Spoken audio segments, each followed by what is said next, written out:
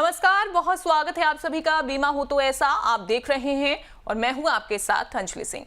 घूमना भला किसको अच्छा नहीं लगता। और देखिए, नया साल आते ही लोग अब ट्रैवल प्लान में जुट गए हैं, लेकिन हाल के दिनों में फ्लाइट कैंसिलेशन और देरी ने यात्रियों की परेशानी भी बढ़ा दी है। सवाल यह है कि क्या आपकी तैयारी सिर्फ टिकट और होटल तक सीमित है या आपने सुरक्षा का इंतजाम भी कर लिया है।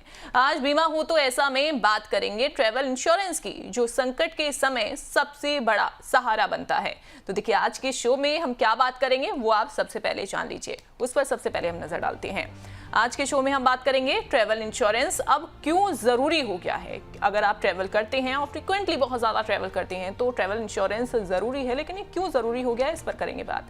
फ्लाइट कैंसिलेशन और देरी में कवरेज आखिरकार किस तरीके से मिलता है। मान लीजिए आपने फ्लाइट बुक की या उस दौरान अगर फ्लाइट कैंसिल हो जाती है या उसमें देरी हो जाती है तो क्या आपको कवरेज मिलता है, कैसे मिलता है, उसके बारे में बात होगी। बैगेज लॉस और चोरी पर क्लेम कैसे मिलेगा। आपने कई बार एयरपोर्ट पर देखा भी होगा कि फ्लाइट जब जहां पर अपने डेस्टिनेशन पर पहुंच जाती है उस दौरान देखते हैं कि कई बार लोगों को उनका लगेज नहीं मिल पाता है, या तो वो चोरी हो जाता है या फिर उसमें किसी तरीके का लॉस हो जाता है। तो उसके बारे में भी बात होगी कि कैसे क्लेम मिल सकता है। मेडिकल इमरजेंसी में बीमा की आखिरकार भूमिका क्या है, इस पर भी विस्तार से हम चर्चा करेंगे। और देखिए, हम इस पर भी बात करेंगे कि विदेश यात्रा में ट्रैवल इंश्योरेंस क्लेम को आसान बनाने के आखिरकार तरीके जो हैं वो क्या हैं, किस तरीके से आप इसे आसान बना सकते हैं विदेश यात्रा अगर आप करते हैं तो। अब देखते हैं गुप्ता परिवार की कहानी, उन्हें कैसी समझ आया ट्रैवल इंश्योरेंस का महत्व। गुप्ता परिवार ने यूरोप यात्रा से पहले कॉम्प्रिहेंसिव ट्रैवल इंश्योरेंस लिया था। यात्रा के दौरान उनकी कनेक्टिंग फ्लाइट कैंसिल हो गई, जिससे उन्हें एक दिन एडिशनल रुकना पड़ा। होटल में ठहरने, स्थानीय ट्रांसपोर्ट और नए टिकट पर अतिरिक्त खर्च करना पड़ा। परिवार ने तुरंत इंश्योरेंस कंपनी को सूचना दी और जरूरी दस्तावेज जमा किए। ट्रैवल इंश्योरेंस के तहत फ्लाइट कैंसिलेशन और अतिरिक्त खर्च का क्लेम मंजूर हो गया। तय सीमा के भीतर खर्च की भरपाई मिलने से परिवार को बड़ा आर्थिक झटका नहीं लगा।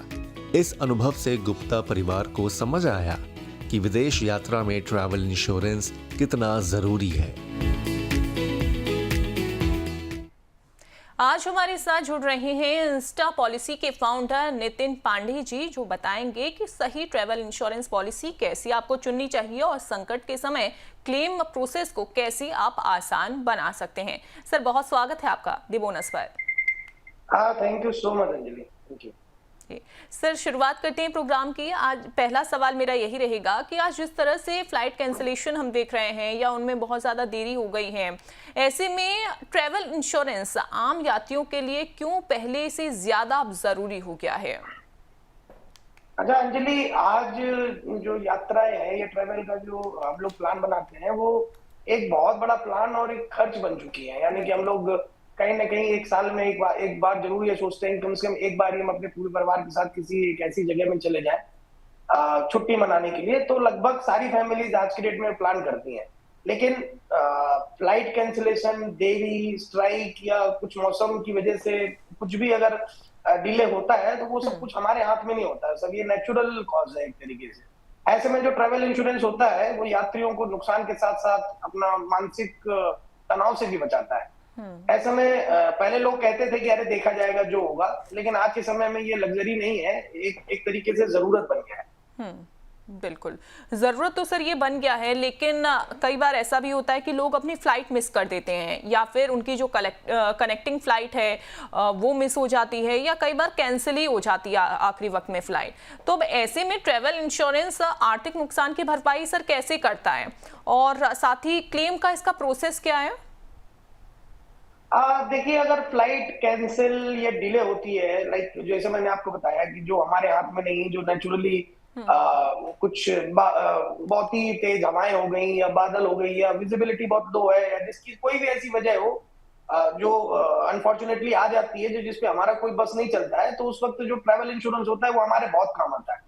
क्योंकि अभी हाल ही की घटनाओं में आपने देखा है कि जो इंडिगो का जो ये प्रॉब्लम हुआ था, तो उसमें क्या था कि अगर आपको अर्जेंट फ्लाइट कैंसिल हो गई तो 50-60,000 रुपीज की टिकट मिल रही थी, मतलब आप 800 या 800,000 किलोमीटर की दूरी भी ट्रेवल कर रहे हैं तो उस केस में हमारे लिए ये ट्रेवल इंश्योरेंस सबसे ज्यादा काम आता है कि जैसे अगर मान लीजिए कि किसी वजह से अगर ये फ्लाइट कैंसिल हो गई तो हमें नई टिकट मिल जाती है, और अगर टिकट अवेलेबल उस समय नहीं है, नेक्स्ट डे की है या नेक्स्ट डे लेट इवनिंग की है, तो उसमें जो हमारा एकोमोडेशन के जो चार्जेस होते हैं, होटल में रुकने के खर्च, वो भी आप क्लेम कर सकते हैं।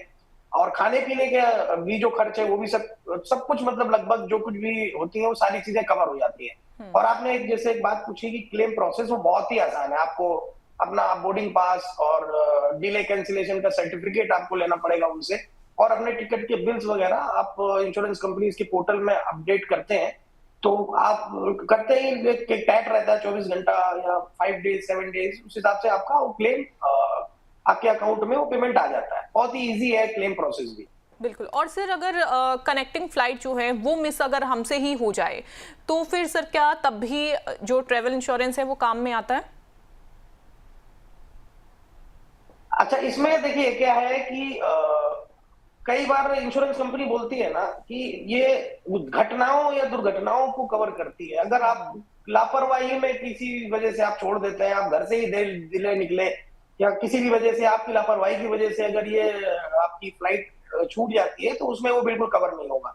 हाँ, अगर आप पहुंच गए हैं, उसके बाद में फ्लाइट की वजह से या नेचुरली कोई ऐसा कॉज आता है कि बाढ़ आती, नहीं पहुंच पाते हैं, या बाढ़ की वजह से फ्लाइट उड़ नहीं पाती है, या किसी भी वजह से कोई मेडिकल इमरजेंसी वहां पे हो जाती है जिसकी वजह से फ्लाइट नहीं जा पाती, तो उसकी वजह से ये सारी चीजें फिर कवर होती हैं। फिर उसमें आपका चाहे वो ट्रांसफर का हो या जो भी कनेक्टेड फ्लाइट हो जो कवर होती है, उसका वो सारा खर्च इंश्योरेंस कंपनी के थ्रू आप क्लेम कर सकते हैं। आपका इससे बहुत सारा पैसा बच सकता है। बिल्कुल बिल्कुल सर। और अगर कोई विदेश यात्रा कर रहा है, ट्रैवल कर रहा है, और इस दौरान कोई मेडिकल इमरजेंसी हो जाए, मेडिकल इमरजेंसी का खर्च कितना बड़ा सर इसमें हो सकता है, और ट्रैवल इंश्योरेंस ऐसे समय में कैसे राहत देता है?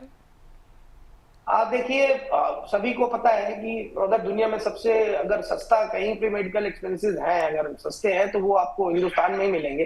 उसके अलावा बाहर जो आप निकलेंगी, आप यूरोप और अमेरिका में तो बहुत छोटी छोटी चीजों के लिए 3 लाख 4 लाख तक के एक नॉर्मल से बिल आते हैं। तो अगर हम वहां पे जाते हैं, तो अगर हमको कहीं किसी अस्पताल में हमको जरूरत पड़ जाती है किसी डॉक्टर की, तो 3 से 4 लाख रुपए का खर्च आपका एक बार की विजिट में, एक दिन का खर्च वैसे हो जाता है। तो ये इतना खर्च हो सकता है कि आपने जो प्लान करके जो आप 1 वीक या 10 दिन के लिए वहां पे आप गए हैं छुट्टियां मनाने के लिए, तो हो सकता है उस बजट से 2 गुना 3 गुना आप सिर्फ अपने एक दिन के इलाज की खर्च करवा दें।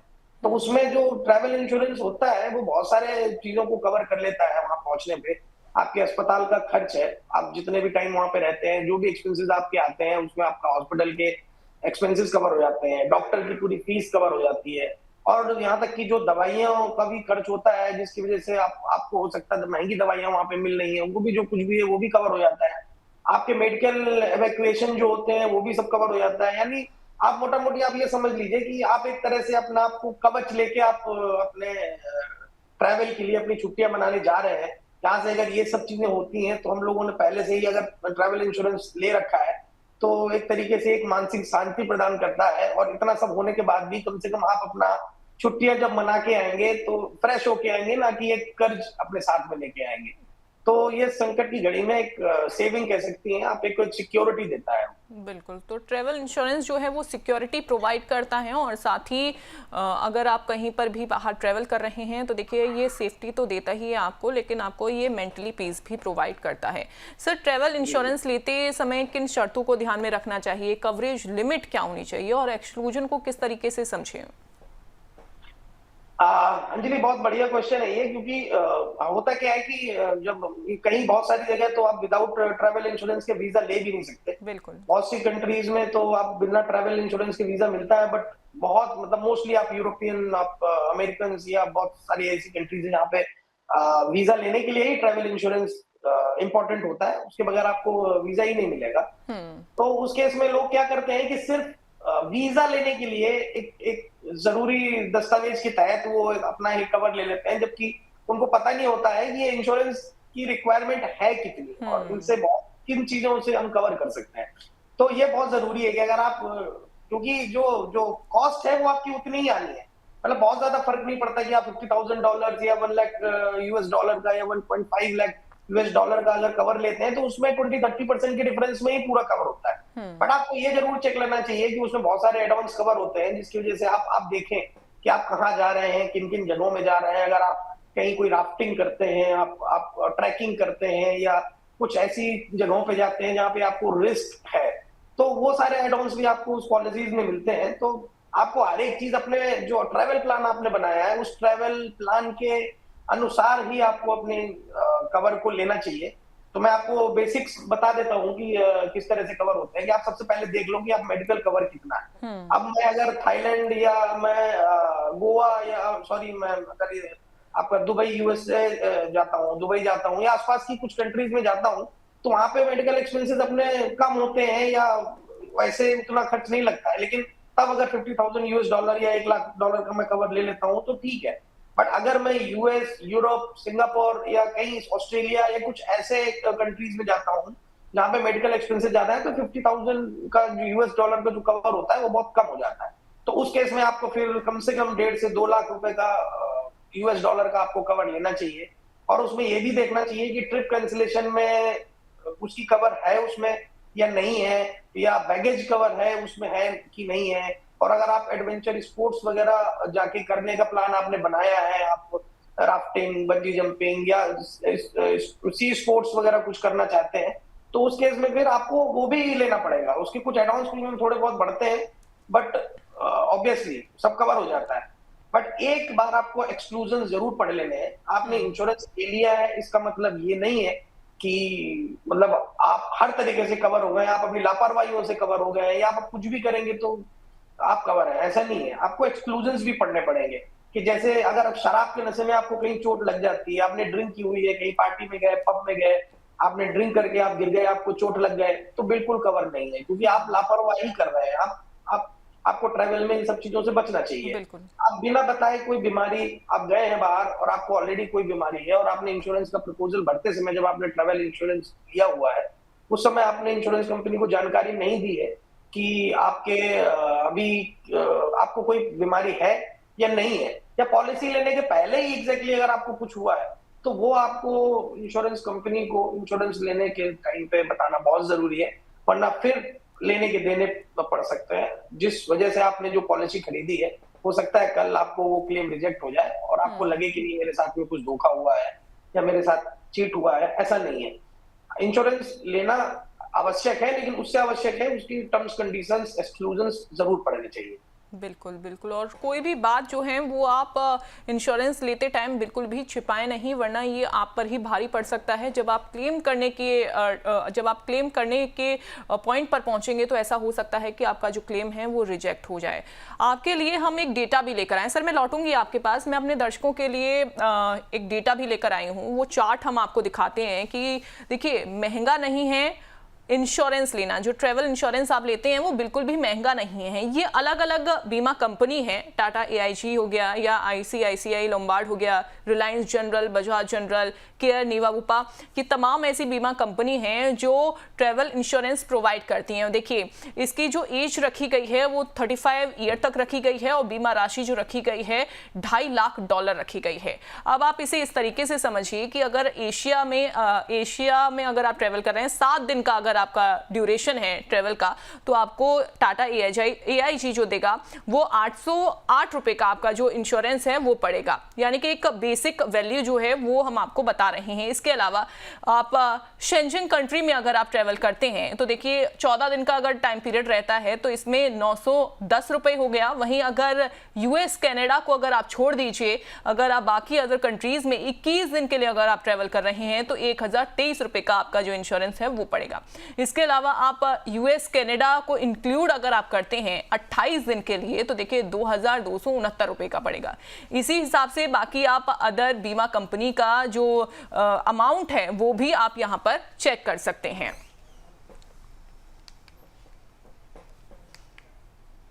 तो देखिए ट्रैवल इंश्योरेंस लेना महंगा नहीं है, लेकिन इसे सही तरीके से आप लें, सारे एक्सक्लूजन्स जो हैं उसको आप पढ़ लें और कहीं पर भी कोई भी गलती आप ना करें, और साथ ही उसकी टर्म्स एंड कंडीशंस हैं उनको भी आपको सही तरीके से पढ़ना है। अब देखिए, आप अगर सवाल पूछना चाहते हैं, हमसे जुड़ना चाहते हैं, सवाल कैसे पूछना है वो मैं आपको बता देती हूँ। बहुत ही आसान सा तरीका है हमसे जुड़ने का, अपने सवाल हम तक पहुंचाने का।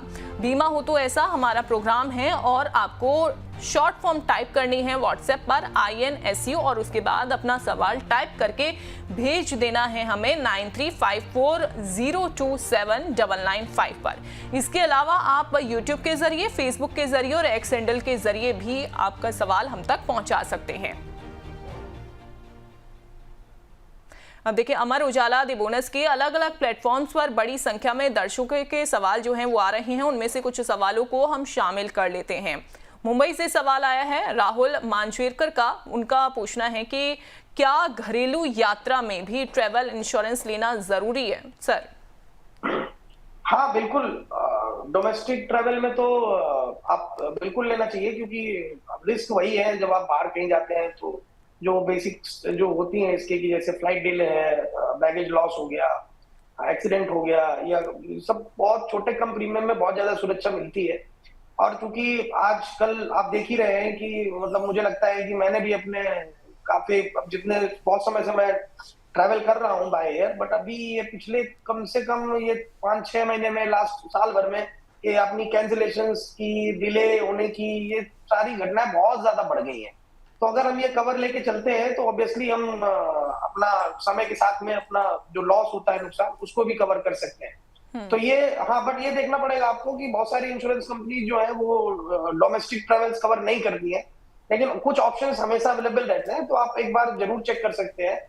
बहुत सारी इंश्योरेंस कंपनी की वेबसाइट्स हैं, आप सर्च करके वहां पे देख सकते हैं कि कौन सी कंपनी किस रेट्स में आपको ये बीमा देने के लिए तैयार है, या कौन सी कंपनी कर रही है, तो आप चुन के प्रीमियम कंपेयर करके आप खरीद सकते हैं आसानी से। बिल्कुल। तो अगर आप विदेश यात्रा करते हैं तब तो आपको बीमा लेना बहुत ज़्यादा ज़रूरी है, क्योंकि बहुत सारी ऐसी कंट्रीज़ हैं जो आपका वीज़ा है वही एक्सेप्ट नहीं करेंगी। लेकिन अगर आप घरेलू ट्रैवल करते हैं कहीं पर भी, तो देखिए आपको इंश्योरेंस लेना ज़रूरी है, वो भी ट्रैवल इंश्योरेंस।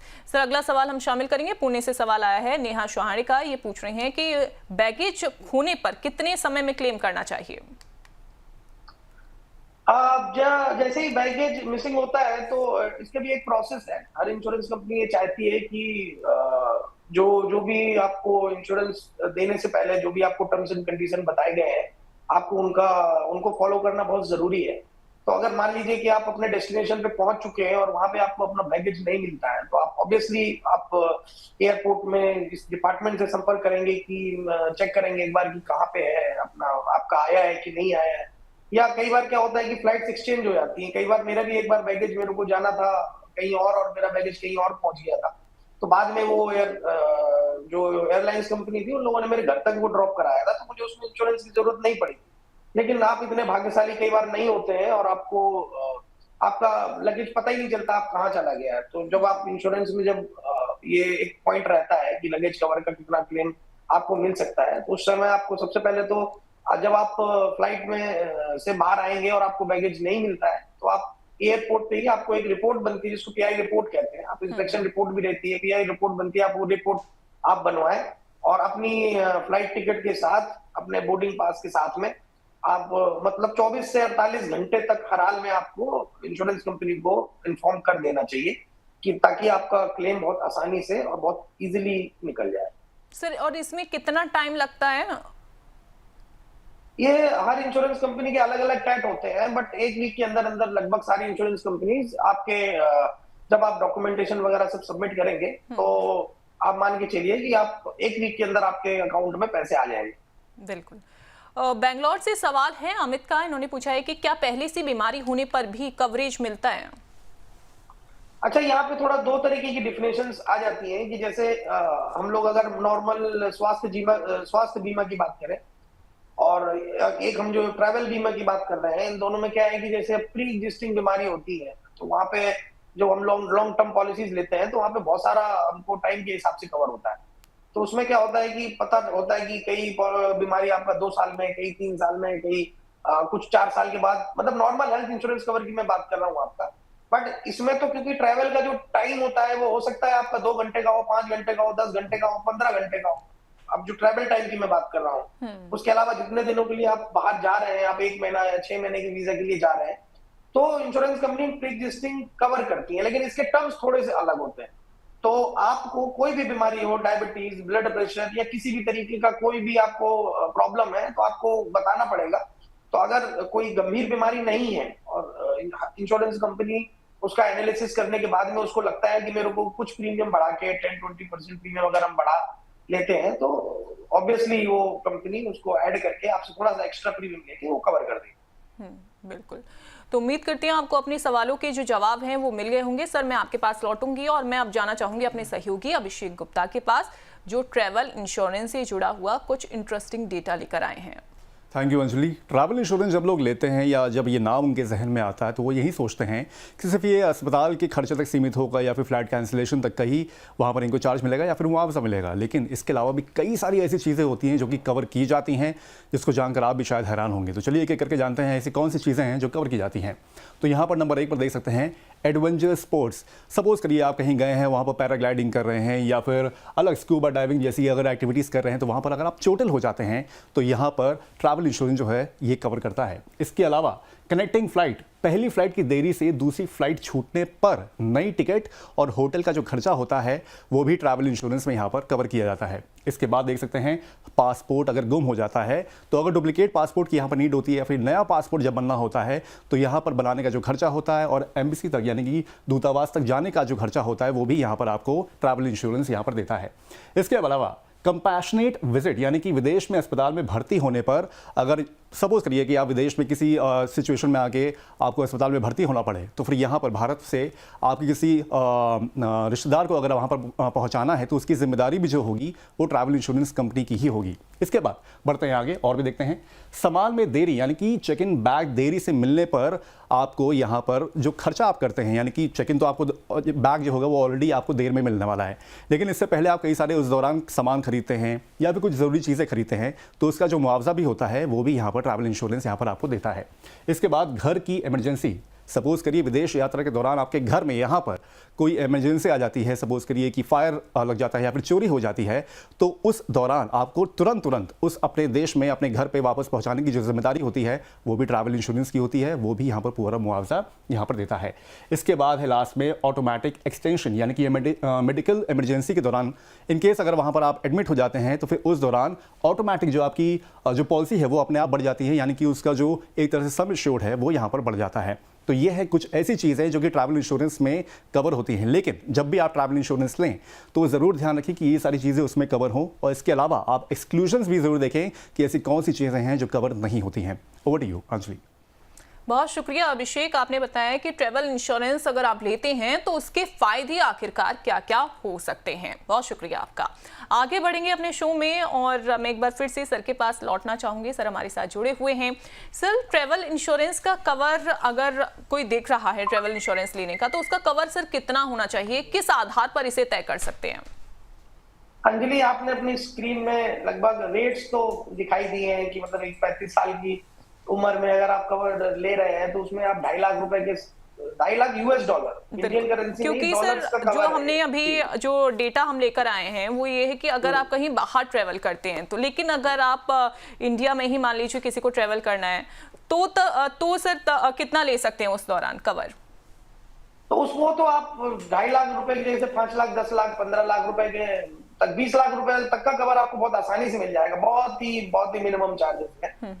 लेकिन उसमें भी वही है कि आप अगर घरेलू भी घूम रहे हैं तो उसमें भी आपकी प्लान क्या है और आप अपने देश के अंदर भी किन जगहों पे जा रहे हैं उस पर भी ट्रैवल इंश्योरेंस का प्रीमियम डिफर कर सकता है। तो पहले वो आपको देख लेना चाहिए एक बार। लेकिन आप जिस तरह से आपने कवर की बात की तो मुझे लगता है कि ये बहुत ही मिनिमम कवर है और कोई भी आदमी अगर घूमने कहीं पे भी जा रहा हो, चाहे यूरोप जा रहा हो, US जा रहा हो, जापान जा रहा हो, किसी भी और कंट्री में जा रहा हो, तो वैसे भी जो इंश्योरेंस कंपनी जो प्रीमियम कैलकुलेट करती है उनका दो या तो एशिया लेंगी या एक्सक्लूडिंग US और कनाडा और इंक्लूडिंग US और कनाडा, आप देख सकती हैं स्क्रीन पे, इस तरह से ही कवर होते हैं।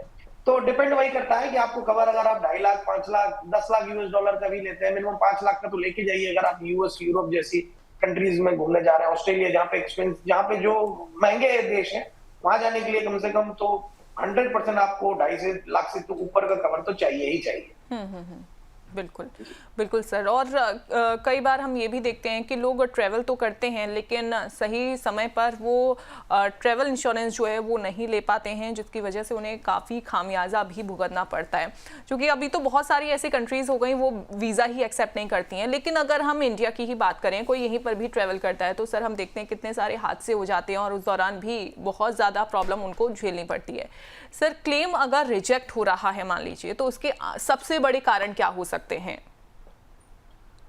अब देखिए, कोई भी इंश्योरेंस कंपनी अपना मार्केट तो नहीं खराब करना चाहती है, लेकिन इंश्योरेंस कंपनी भी अगर, क्योंकि इतने छोटे प्रीमियम में अगर आप 2.5 लाख, आप समझ लीजिए कि आप 1,000-1,200 रुपए खर्च करके 2.5 लाख रुपए का आपको कवर, आप डॉलर का कवर आप ले रही हैं, तो आप खुद ही देख सकती हैं कि अमाउंट, जो क्लेम का अमाउंट है वो कितना बड़ा है। तो ऑब्वियसली कोई भी कंपनी चाहेगी कि अगर कोई भी कमी उसको कहीं दिखती है कि आपने लापरवाही करी, आपने अपने जो पॉलिसी लेने के पहले जो भी आपको जरूरी जानकारियां इंश्योरेंस कंपनी को देनी होती है वो आपने नहीं दी, अगर कुछ भी इस तरह का आप काम करते हैं, या क्लेम लेने समय जो जो रिक्वायरमेंट होती है डॉक्यूमेंटेशन की, लाइक आपको बोर्डिंग पास चाहिए, आपको टिकट ट्रैवल का चाहिए होगा, या अगर आप सामान गुम कर देते हैं तो जो कि रिपोर्ट बनती है, अगर वो सब चीजें नहीं है और आपने with in the given time, like at least 48 hours के अंदर अंदर अगर आपने इंटीमेट नहीं किया है इंश्योरेंस कंपनी को, तो वो आपका क्लेम रिजेक्ट कर सकती है, उनके पास सारे अधिकार होते हैं। तो उस केस में आपको ये हमेशा रखना पड़ेगा कि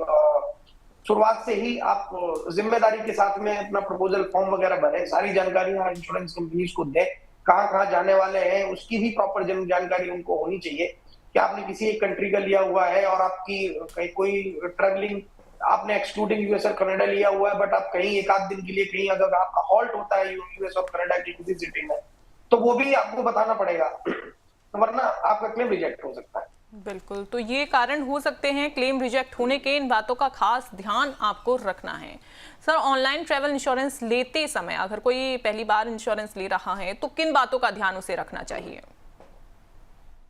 सबसे पहले, मैंने आपको पहले भी ये बातें हम लोग डिस्कस कर चुके हैं, उसमें सबसे इंपॉर्टेंट है कि देश कौन सा है, इलाज कितना महंगा है, ट्रिप की अवधि कितनी है और कितने दिनों के लिए अगर आप वहां रुक रहे हैं, तो ऑब्वियसली आपके खर्चे उसी हिसाब से बढ़ेंगे, क्योंकि इंश्योरेंस कंपनी सारी चीजों की इंफॉर्मेशन लेके ही अगर आपके पास में आपको कवर वो देती है। तो बहुत सारी चीजें आपकी बाहर देश में कवर है, तो सबसे इंपॉर्टेंट वही है कि आप क्या क्या करने वाले हैं, आप कौन कौन से देश में घूमने वाले हैं, और अगर आपको मेडिकल इमरजेंसी की जरूरत कभी पड़ गई, उस केस में कितना एक्सपेंसिव है वो देश, उसके हिसाब से सारी जानकारी अपने ट्रैवल प्लान के हिसाब से इकट्ठी करके फिर कंपेयर करके फिर आपको ये बीमा खरीदना चाहिए।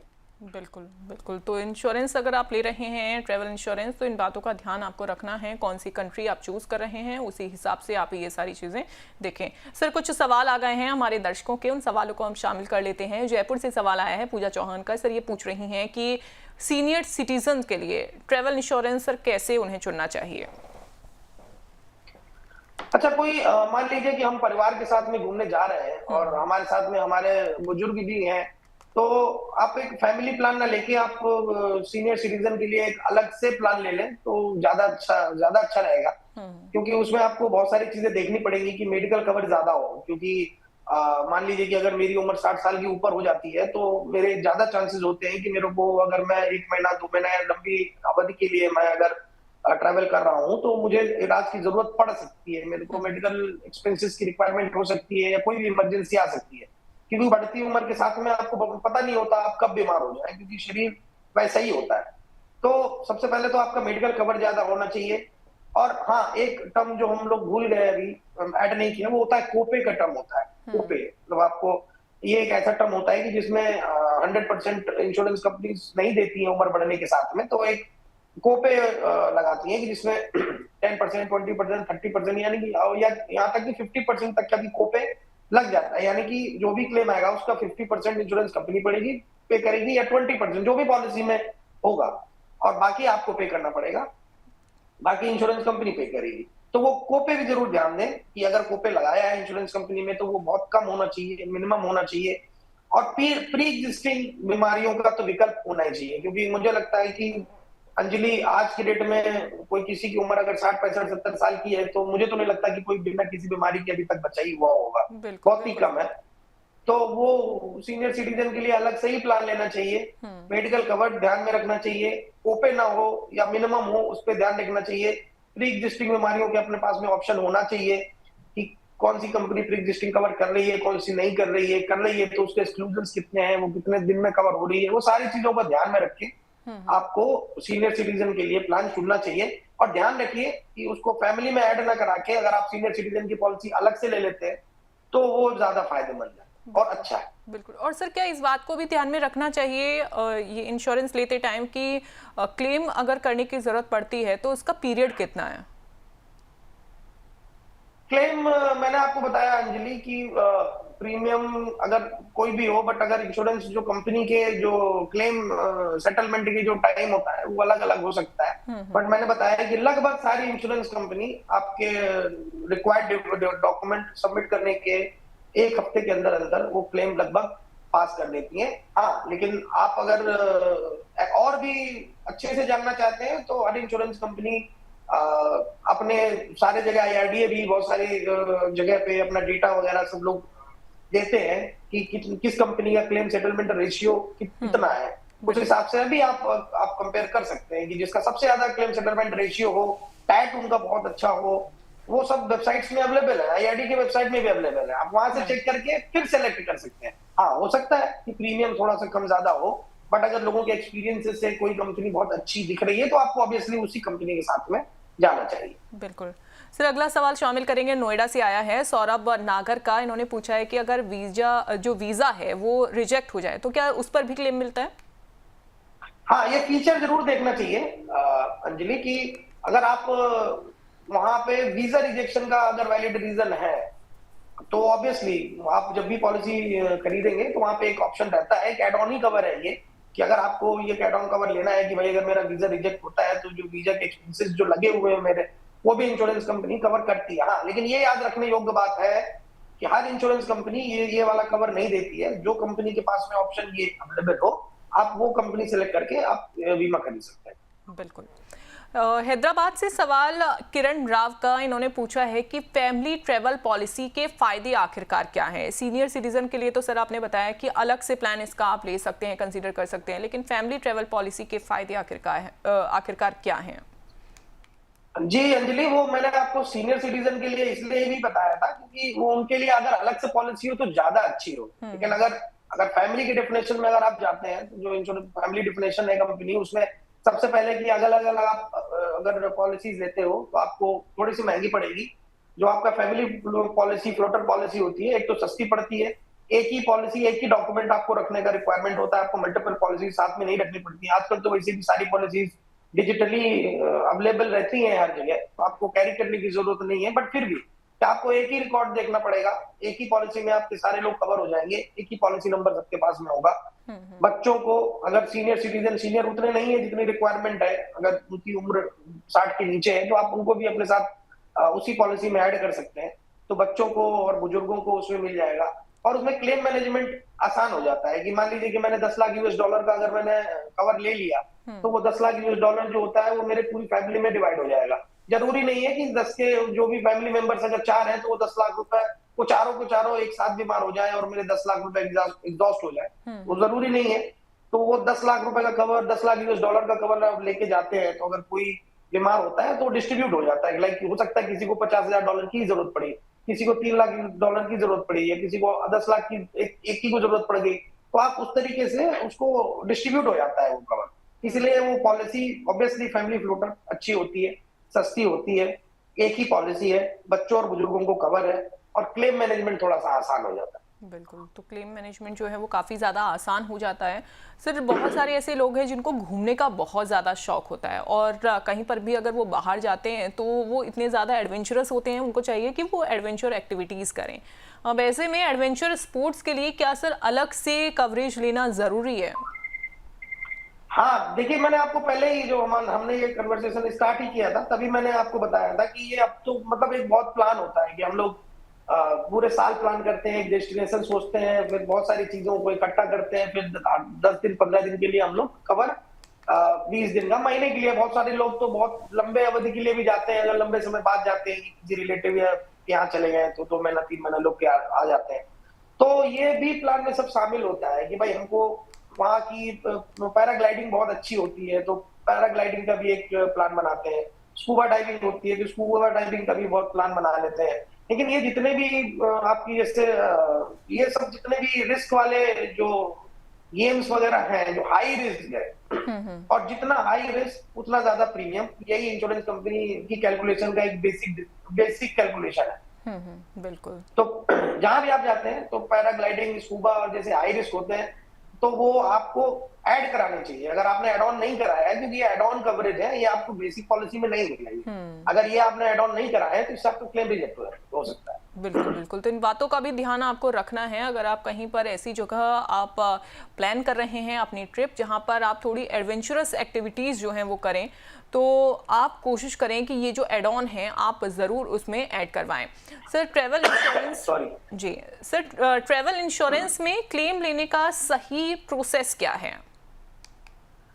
सबसे सही प्रोसेस ये है कि आपको तो जब भी आप अपना ट्रैवल प्लान करते हैं तो आपको पहले दिन से तो आपको अपने सारे डॉक्यूमेंटेशन, हर एक चीज को आपको बहुत अच्छे तरीके से रखना पड़ेगा।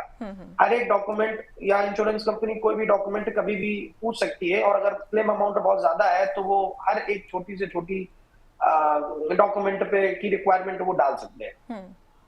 तो आपको पहले दिन से ही वो सारे डॉक्यूमेंटेशन आपको रेडी करके रखना पड़ेगा। इवन आप जिस दिन से आप वीजा की फीस भरते हैं, वीजा फीस की रिसिप्ट से लेके आपको लास्ट डे की टिकट से लेके आपको बोर्डिंग पास, इवन ऊपर से आने के लिए भी जब आप लौट के आते हैं तो उसके रिटर्न के भी जितने आपके जो डॉक्यूमेंट्स होते हैं, like boarding pass, return ticket and all, सब कुछ आपको संभाल के रखने पड़ेंगे।